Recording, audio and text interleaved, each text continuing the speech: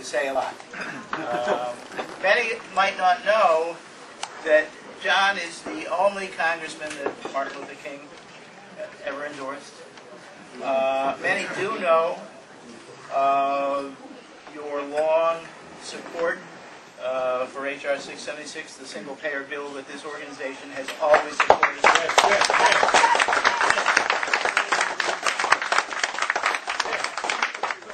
And many may not know that John is in the process of presenting sweeping legislation to address the jobs crisis, which is certainly one of the most important crises that we face, and one of the reasons why we're all here today. Here, here.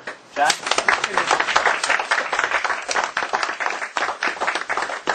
Frank Llewellyn, I'm honored to be introduced by you.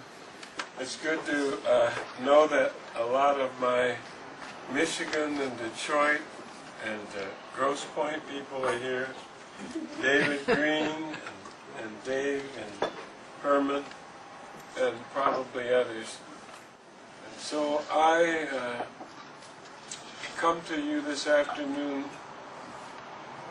to first of all thank you for coming to the march. This is an important event that we don't doubt will be played down and misinterpreted by the corporate media. But what's new? We understand the significance of it. We know that when unions, political ideology, clergy, labor, civil rights come together, and just people that are progressive enough to see in this one world concept that we're all in this together, it makes certain things pretty easy to understand where we're coming from. Overriding it all is the quest for peace in the world. We're bent on accidental or intentional nuclear annihilation. And I am firmly supporting Congressman Dennis Kucinich's measure that would make a Department of Peace in the United States federal government. It's long.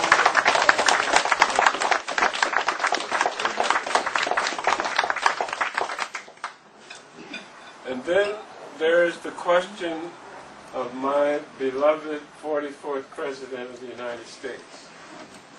And that is the fact that we are still pursuing war at about the same rate that we were in previous administrations is something that I believe that we should organize around, unite, and make it clear to him through all the usual means of communication, including picketing, protests, and support, and making it clear to him that there probably isn't anybody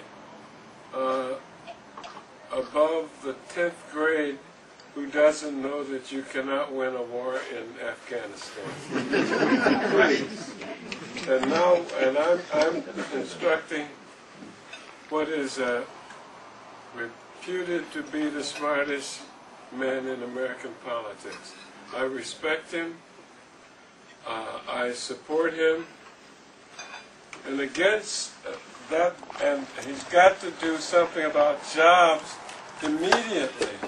Yes. Trillions to Wall Street.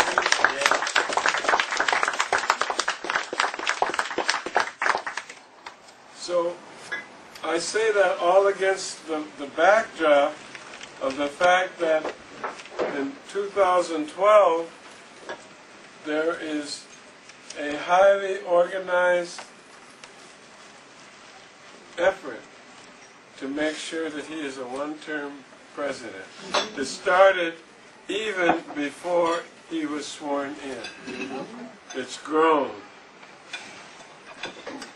I only mentioned the Tea Party because they're small and dismissible, but there are much more serious and affluent sources behind this effort to interfere with a re-election campaign of Obama. So maybe you are like me. I've got to stand up for the principles that I was fighting for before he ever set foot in Washington. And yet at the same time I've got to ensure that he is re-elected 2 years from now. That calls for some balancing, but not an awful lot from where I see. I see that us making him more cooperative with our plans is going to strengthen him and not weaken him.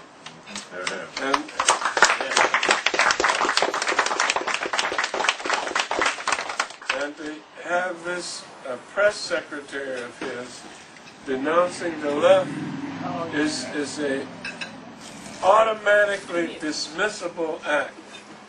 If I were president, that would be the end of it. We would send him his bags packing. I don't know where he came from anyway. But the whole point is that trashing progressives and the left, and at the same time watching your ratings go down, gee. I mean, what's so difficult about figuring that out? And so since there seems to be some problem with it, and there is some difficulty, whose job do you think it is to get him straightened out and get him on the right track? Howard. So I look forward to our next meeting. I want us to schedule it. We will have a little larger facility than this, but the food may not be any better. And I thank you very much for allowing me to. All right.